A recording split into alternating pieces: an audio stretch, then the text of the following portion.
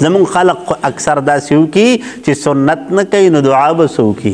زه وایم زمونږ په دې نوجوان نسل کې یو مرض راغلی دی. هغه مرض دا دی چې کله فرض وکي خصوصا د جمعې په ورځ باندې چې فرض وکي نو سنت پرېږدي او کور ته ځي.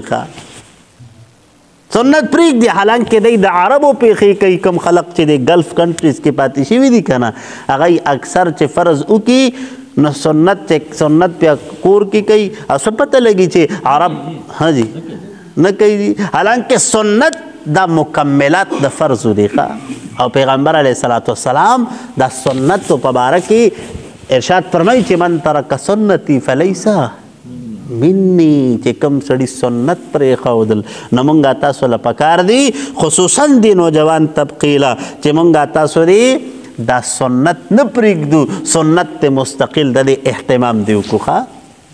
اکثر دا نوجوانان ګورې نن خصوصا هغه خلق چې کم د هغه ځای کې پاتې شوي دي که نه هغوی بس صرف فرض وکړي په مخه ځي. د جمعې پر صرف 2 رکعته فرض وکړي په مخه ځي. حالانکې پکار دا چې کوم سنت دی نو دغه هم ادا کول ضروري دي که نه. 8 رکعته کوي. دا زموږ د احنافو په نسبت باندې دا نشته.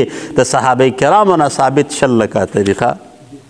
6 رکعته دا ابل یو سړی را څخه راغلی وي وي تر 1 رکعت دی ما 1 رکعت ما چې ته نموز ثابت دی.